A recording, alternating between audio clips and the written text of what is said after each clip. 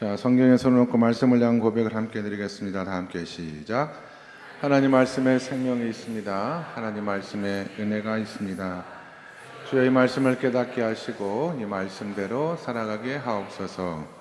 아멘. 자, 앞에 계신 분들에게 인사하도록 하겠습니다. 6분 이상씩 잘 오셨어요. 은혜 많이 받으시기 바랍니다. 이렇게 인사해 주시면 감사하겠습니다. 잘 오셨습니다. 은혜 많이 받으시기 바랍니다. 사도행전 19장의 말씀을 통해서 에베소 전도 사역 가운데 일어났던 이야기를 오늘 잠깐 나누도록 하겠습니다. 아마 바울의 제2차 전도 여행까지는 마치고 그 다음에 말씀을 준비해야 되지 않을까 싶은 마음이 있는데요. 우리가 철학과 복음의 차이를 이야기한다고 하면 철학은 질문만 던지고 철학에는 정답이 없습니다. 그리고 철학은 가르침은 주지만 그 가르침대로 삶을 살아갈 수 있는 능력은 제공해 주지 못합니다. 이것이 철학과 복음의 차이예요. 왜냐하면 복음은 우리 인생의 모든 문제에 답을 줄 뿐만 아니라 우리로 하여금 능력 있는 삶을 살게 하고 한 걸음 더 나아가서 초자연적인 역사를 경험할 수 있도록 우리를 이끌어가기 때문에 그렇습니다. 복음으로 인한 이런 초자연적인 역사가 오늘 본문에도 기록이 되어 있는 것을 볼 수가 있거든요. 사도 바울은 제2차 전도여행 기간 가운데 에베소라고 하는 이 지역에서 3년 정도 꽤 긴 시간 머물러 있었습니다. 다른 곳에서는 복음을 전도하고 믿는 사람들이 생기면 지도자를 세워서 그에게 교회를 맡기고 떠나가고 했는데 이 에베소에서만큼은 거의 3년을 머물렀고요. 그 결과 어떤 일들이 벌어졌느냐? 19절과 20절의 말씀을 같이 한번 읽도록 하겠습니다. 20절의 말씀입니다. 20절의 말씀 시작. 이와 같이 주의 말씀이 힘이 있어 흥왕하여 세력을 얻으니라. 아멘. 여기 에베소 전도 사역의 가장 큰 특징은 무엇이냐면 복음이 전했을 뿐만 아니라 그 말씀에 따르는 능력이 역사하는 그런 사역의 특징이 있습니다. 11절과 12절의 말씀도 같이 읽도록 하겠습니다. 11절과 12절 시작. 하나님의 바울의 손으로 놀라운 능력을 행하게 하시니 심지어 사람들이 바울의 몸에서 손수건이나 앞치마를 가져다가 병든 사람에게 얹으면 그 병이 떠나고 악기도 나가더라. 아멘. 에베소 사역에서는 이런 놀라운 역사들이 많이 일어났다라고 하는 것입니다. 바울은 에베소에서 사역하면서 사람들에게 특별히 예수를 처음 믿는 사람들에게 부담을 주지 않게 하시기 위하여 자비랑으로 교회를 섬겼습니다. 평소에는 스스로 일하여 돈을 벌었다라고 하는 것입니다. 바울이 했던 일은 천막을 짓는 일이기 때문에 가죽을 많이 다뤘거든요. 그래서 늘 앞치마를 두르면서 그 일들을 했고요. 몸으로 하는 일이기 때문에 땀을 많이 흘려서 수건으로 땀을 닦는 그렇게 일을 했던 것 같이 했던 것으로 보입니다. 근데 사람들이 그 바울이 일할 때 둘렀던 앞치마와 그리고 손수건을 가져다가 그것으로 병든 사람에게 얹어도 병이 낫고 귀신이 떠나가는 그런 역사들이 엄청난 역사들이 일어났다라고 하는 것입니다. 왜 하나님께서 이런 엄청난 역사를 바울과 심지어 그의 앞치마와 손수건에게까지 임하게 하셨을까? 그 이유는 에베소라고 하는 이 지역 자체가 미신을 엄청 섬기는 도시였기 때문에 그렇습니다. 에베소에는 마수라는 사람들이 많이 모여 있었고 귀신을 쫓는다 할지 병을 고친다는 사람들이 대단히 많이 모여 있었던 곳이기 때문에 지금도 에베소를 발굴하다 보면 그 당시 사용했던 어떤 주문을 외우는 책들과 같은 것들이 계속 발견되는 이유가 미신이 성행하고 마술을 행하는 사람들이 많았기 때문에 그렇습니다. 하나님은 언제나 상황에 따라 일하시고 역사하시는 하나님이시거든요. 바울이 철학하는 사람들이 몰려 사는 아테나라고 하는 곳에 갔을 때는 하나님께서 아레오바고 언덕 위에서 바울로 하여금 철학적인 설교를 함으로 말미암아 복음을 증거케 하셨어요. 그런데 에베소라고 하는 이 지역은 마술과 미신을 하는 사람들이 너무나 많은 지역이기 때문에 하나님은 이 바울의 복음의 말씀에 능력까지 더해 주셔서 그들로 하여금 예수를 믿을 수 있는 그런 기회를 마련한 것으로 보여집니다. 그래서 바울이 전한 복음이 이론에 근거한 것만이 아니라 하나님이 역사하시는 능력의 말씀이라고 하는 것을 실제적으로 사역을 통해서 보여주셨다라고 하는 것입니다. 우리 성도님들은 우리가 전하고 또 우리가 듣는 이 복음의 말씀은 능력의 말씀이라는 사실을 꼭 기억하시기 바랍니다.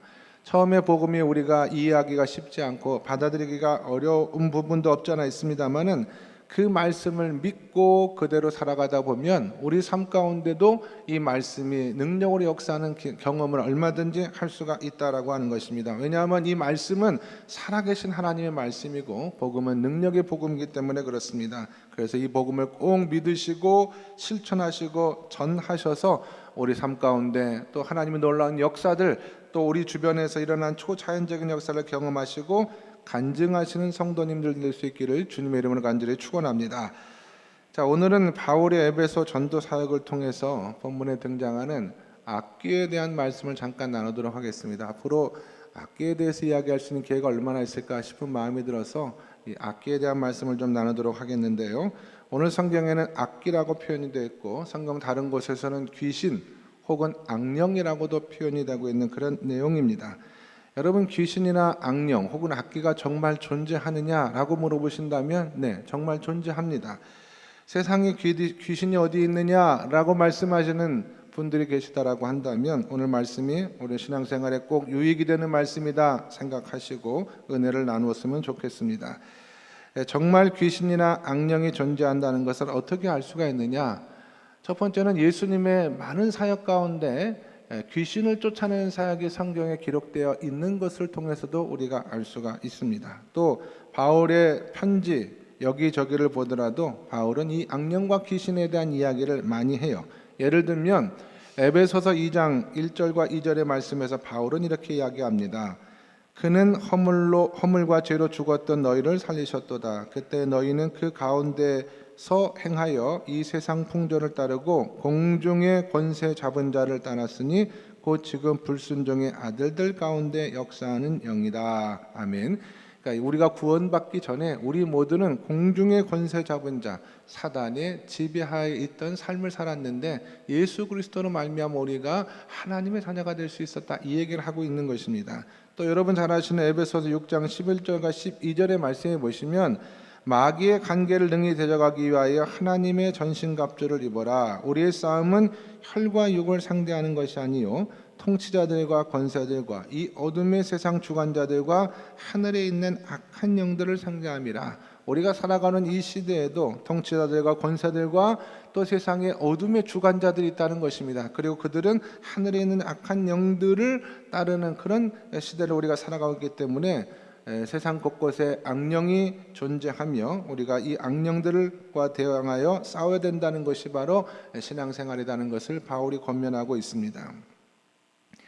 여러분, 이 악귀들, 사탄이 제일 원하는 것이 무엇이냐면 하나는 우리로 하여금 자신의 존재를 모르도록 하게 하는 것이 가장 첫 번째입니다. 악령이 분명히 역사하고 있는데 그 존재를 우리가 알지 못한다면 그야말로 악령의 밥이 될 수밖에 없습니다.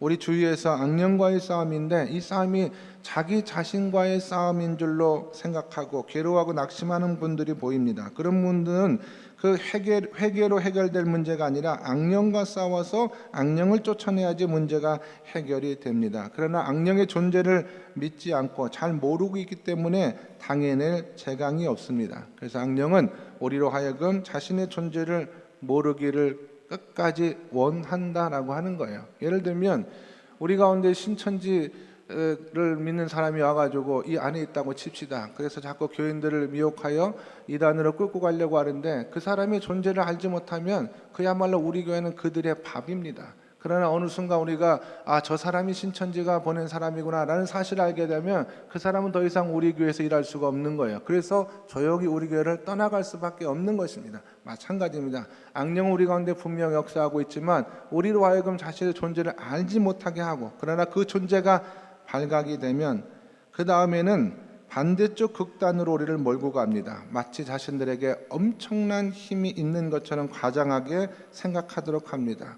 보이는 것이다 악령의 역사처럼 보이게 하고, 머리가 아파도 악령의 역사고, 감기에 걸려도 악령의 역사고, 모든 것이 다 악령의 역사인 것처럼 느끼게 하여 우리로 하여금 악령에 사로잡히도록 만듭니다. 그렇기 때문에 우리가 악령을 부인하는 것이 올바른 해결 방법이 아니고, 또 너무 악령에게 사로잡혀 두려움을 갖는 것도 옳지 않습니다. 오늘 악령에 대해서 꼭 알아야 될 6가지에 대해서 말씀을 드리고 우리가 어떻게 하면 건강한 신앙과 믿음을 따라서 악령과 싸우는 삶을 살아갈 수 있을지 잠깐 생각해 보도록 하겠습니다. 첫 번째로, 성도가 악령에게 씌우는 일은 극히 적습니다. 우리가 악령에 씌웠다 혹은 귀신이 들렸다라고 하는 것은 우리의 생각과 감정과 의지 전체를 다 악령이 지배하고 통제하고 다스리는 것을 말합니다. 이런 사람이 복음서에 보면 나와요. 예를 들면 거라사의 광인이라고 그러죠. 거라사 지역에 사는 어떤 미친 사람이 하나 있었는데 이 사람에게 예수께서 나가셔서 귀신을 쫓는 장면이 성경에 나옵니다. 이와 같이 귀신이 들린다든지 악령에 씌우는 이런 예는 극히 드뭅니다. 내가 스스로 원해서 받아들이지 않으면 그런 일은 극히 적어요. 특별히 예수 그리스도를 주님으로 영접해서 성령을 모시고 살아가는 사람들에게는 악령에 사로잡히는 사람이 거의 없습니다. 그러므로 너무 악령에 대해서 두려운 마음을 갖지 않았으면 좋겠어요. 우리가 예수를 잘 믿으면 악령은 우리 가운데 역사할 수가 없습니다. 그러나 누구든 악령의 영향은 받을 수가 있습니다. 지배를 받는 것과 영향을 받는 것은 차이가 있죠. 지배를 받는다라고 하는 것은 악령이 우리 생각과 마음과 모든 것들을 다 통제하는 것을 말하는데, 영향을 준다라고 하는 것은 외부적으로 우리 마음속에 영향력을 미친다는 뜻입니다.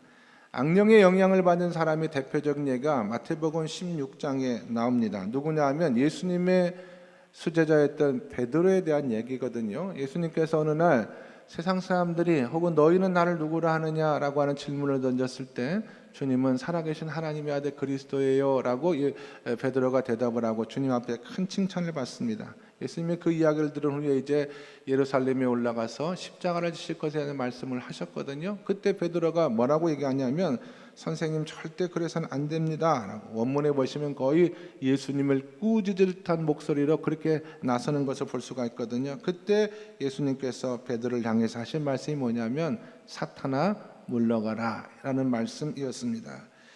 베드로가 그 순간에 사탄이 되었을까? 저는 아니라고 생각을 합니다. 그 순간에서만큼 사탄이 베드로에게 강한 영향을 미쳐서 예수님께서 십자가의 길을 막아보려고 시도했던 것입니다. 그래서 그 베드로에게 강한 영향을 미치고 있는 사탄을 향하여 예수님께서 사탄아 물러가라 라고 호통을 치신 것입니다. 여러분, 사도 베드로도 때때로 악령의 영향을 받는다라고 한다면 우리 같은 사람도 악령의 영향을 받을 수 있는 상황들이 얼마든지 있을 수 있다라고 하는 것입니다. 세 번째, 악령의 영향에는 정도의 차이가 있습니다. 악령이 우리를 완전히 지배한다라고 하는 것을 예를 들어 10이라고 본다면, 악령이 우리에게 미치는 영향을 따라서 9, 8, 7 해서 1까지 이렇게 1에서 10까지의 그 차이가 있을 수 있다라고 하는 것이죠. 베드로가 영향을 받은 것이 한 1 정도 악령의 영향을 받았다라고 한다면, 완전히 귀신 들린 사람, 귀신에 사로잡힌 사람을 10이라고 한다면 우리는 2에서 한 9 정도의 어떤 영향을 받을 수 있는 가능성이 있다라고 말씀드리지 않겠습니까? 예를 들면 노름이나 마약 같은 것에 깊이 빠져서 스스로의 의지는 도저히 벗어날 수 없는 그런 사람들은 한 7이나 8 정도의 영향과 지배를 받는 사람이라고 할 수가 있습니다. 빠져나오기가 대단히 어렵습니다. 자기의 의지로 되는 것이 아니기 때문에 그렇습니다. 네 번째로, 악령의 영향은 본인의 허락이 없이는 이루어지지 않는다라고 하는 것입니다. 그러니까 강제적으로 우리에게 영향을 끼칠 수는 없다라고 하는 거예요.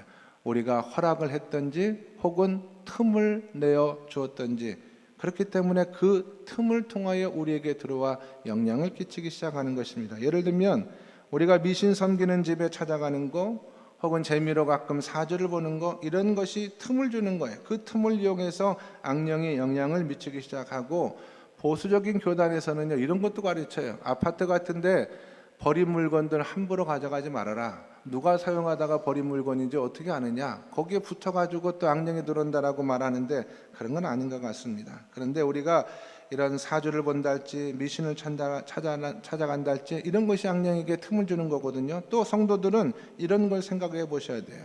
우리가 어떤 사람을 용서하지 못하고 신앙생활하면서 계속 그 사람을 미워하고 있을 때 섭섭함이나 원망의 마음을 가지고 있을 때 이런 문제를 신앙적으로 해결하지 않으면, 교회에 대해서 원망하거나 교회 사람들에 대해서 섭섭한 마음을 해결하지 않으면 그것이 통로가 되어서 악령이 우리에게 영향을 끼칠 수 있는 일들이 얼마든지 신앙생활 가운데 있을 수가 있다라고 하는 것입니다. 처음엔 별것 아닌 것 같지만 처음에 그거를 해결을 해야지 영향력이 우리 가운데 역사하지 않는 것인데, 오랫도록 방치하고 습관적으로 불평하고 원명하다 보면은요, 그건 나중에 해결하기가 쉽지가 않습니다. 오랜 시간 우리 안에 자리를 잡고 역사하기 때문에 그렇습니다. 결론은 뭐냐면, 악령은 우리가 틈을 주든지 우리가 허락을 했든지 했기 때문에 우리 안에 들어올 수가 있다라고 하는 것입니다. 다섯 번째로, 악령의 이런 영향력은 그 틈과 원인을 제거하면 줄어듭니다. 그래서 언제부터 나에게 이런 악령의 역사가 시작되었는지를 가만히 살펴보고, 특별히 용서라고 하는 것이 매우 중요합니다. 용서하지 않는 사람, 마음에 이런 원한을 품고 있든지 섭섭함을 품고 있을 때 이것이 악령이 들어올 수 있는 좋은 통로가 될 수가 있다고 말씀드리지 않았습니까? 그래서 신앙생활을 통해서 진짜 안타까운 분들 가운데 하나님은 어떤 분들이냐면, 너무나 좋으신 하나님을 섬기고 신앙생활하면서 그런데도 생각이 부정적이고 매사에 불평이 많고 다른 사람을 향해 원망하고 섭섭한 마음을 품고 신앙생활하는 분들을 보면은 너무나 안타까운 마음이 듭니다. 그렇게 신앙생활하는 것 자체가 불행이에요. 거기에 무슨 행복과 만족과 기쁨이 있겠습니까?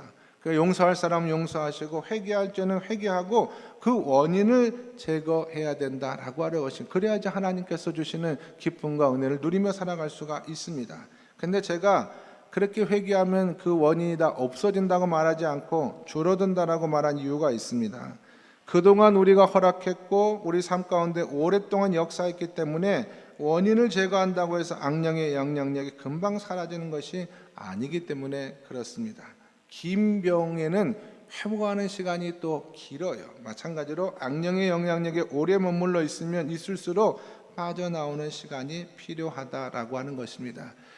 한 10년 넘는 10년, 15년 정도에 우리나라에도 이게 불평밴드라고 하는 것이 교회마다 대단히 유행한 적이 있었거든요. 그래서 제가 미국에 사시는 분이 쓰신 책을 읽다가 너무나 사람들이, 또 성도들이 입에 불평을 달고 산다. 그래서 그 여기다가 고무들 만든 밴드를 하나 가지고요, 불평할 때마다 이렇게 옮겨서 내가 불평했구나 해서 깨닫는 역시 옮겨서 이렇게 불평을 줄이자라고 하는 캠페인 같은 거였거든요.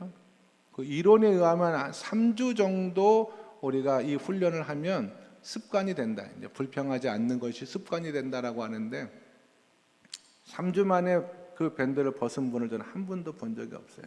그만큼 우리가 불평해. 저도 6개월을 차고 있었어요. 6개월을. 길게는 1년 동안. 그만큼 우리가 습관적으로 불평하고 습관적으로 원망하고 습관적으로 남에 대해서 얘기하는 삶에 아주 찌들어 살아가고 있다라고 하는, 그것이 나중에는 너덜너덜해질 때까지 그 밴드를 계속 사용하는 것을 보면 마음 한편에서 서글프더라고요. 우리가 참 좋은 하나님을 섬기는 가운데 있으면서도 어떻게 이렇게 부정적이고 불평에 가득한 삶에서 헤어나지 못하는가. 그래서 우리가 그 원인을 잘 깨닫고 불평의 입술을 닫고 하나님 앞에 감사의 삶을 시작할 때 비로소 악령이 우리 가운데 역사하는 영향력이 줄어들 수가 있는데 시간이 매우 걸린다라고 하는 것입니다. 마지막 6번째가 제일 중요합니다. 악령은 예수 그리스도의 이름 앞에는 꼼짝하지 못합니다. 오늘 성경에도 그런 얘기가 기록이 되어져 있는데, 여러분, 우리 예수님의 이름에는요 엄청난 능력이 있습니다. 저는 목사이지만 그 이름의 능력, 예수 그리스도의 보혈의 능력에 대해서 다 알지를 못할 정도로 어마어마한 능력이 그 이름 안에 있습니다. 그래서 우리가 예수의 이름으로 악령을 쫓으면 악령은 떠나가게 되어져 있어요. 내 믿음이 아니고 나에게 영적인 능력이 있어서가 아니라 예수 그리스도의 이름의 능력이 있기 때문에 그렇습니다. 여러분, 차를 타고 가다가 혹 속도 위반으로 경찰에게 걸린 적이 있는지 모르겠어요.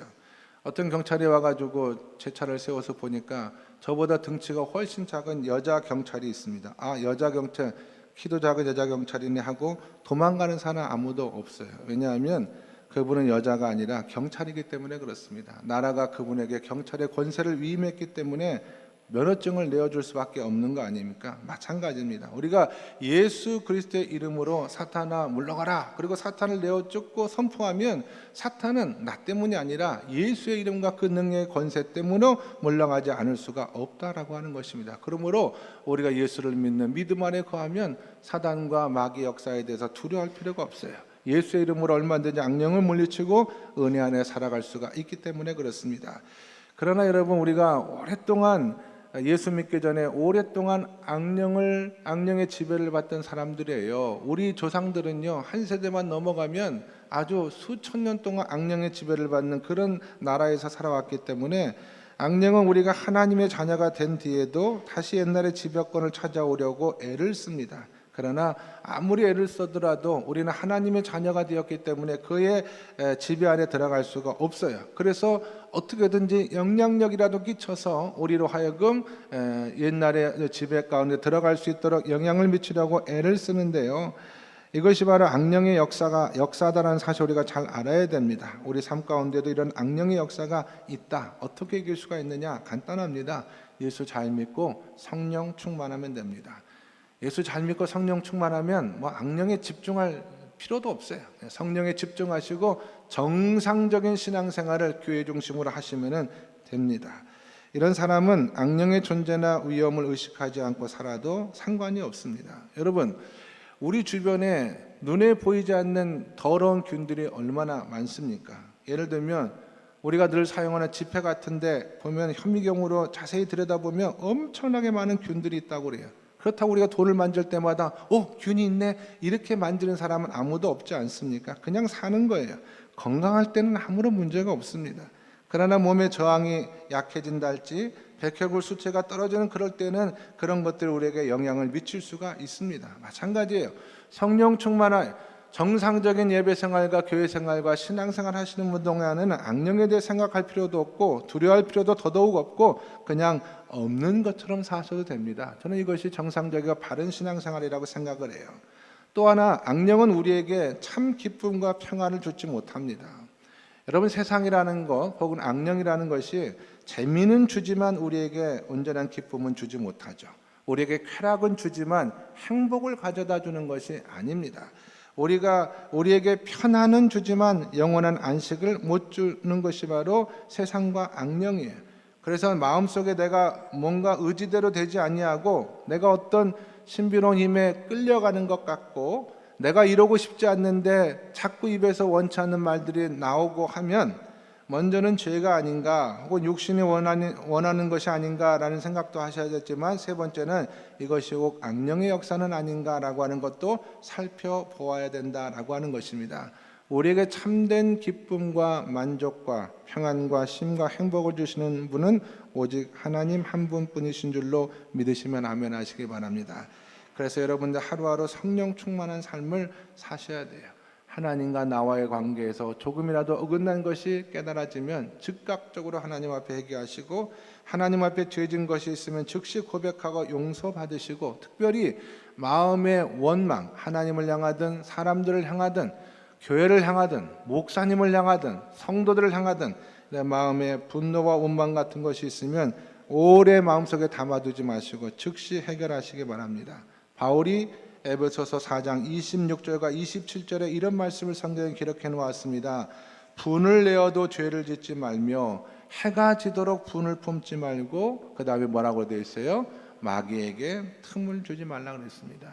이 사람에 대한 분냄, 또 원망, 또 섭섭한 이런 것들이 다 마귀에게 틈이 되어서 그 마귀가 우리 안에 역사하는 통로가 될 수 있기 때문에 틈을 주지 말라라고 하는 것입니다. 여러분, 악령에게 사로잡힌 사람들의 삶은 너무나 비참합니다. 성도들 가운데서도 하나님과의 신앙과 믿음이 온전히 서지 못해서 악령의 지배를 받고 어둡고 낙심하고 우울한 삶 가운데 살아가는 사람들이 주변에 있는 것이 너무나 안타까워요. 우리가 이런 것에서 벗어나서 성령 충만한 삶을 살고 매일매일 하나님 주시는 기쁨과 은혜와 감사의 삶을 살아갈 수 있는 우리 성도님이 다 될 수 있기를 주님의 이름으로 간절히 축원합니다. 성령 충만한 삶을 통해서 하나님께서 기뻐하시는 기쁨과 은혜의 삶을 오늘도 내일도 믿음으로 살아내실 수 있는 우리 함께 모든 주의 백성이 다 될 수 있기를 예수님의 이름으로 간절히 축원합니다. 기도하겠습니다. 하나님 아버지, 악령은 자신의 존재가 탄로나는 것을 두려워해서 일주일 동안 여러 가지로 역사했습니다. 그럼에도 불구하고 이 말씀을 선포할 수 있게 도와주시오니 감사합니다.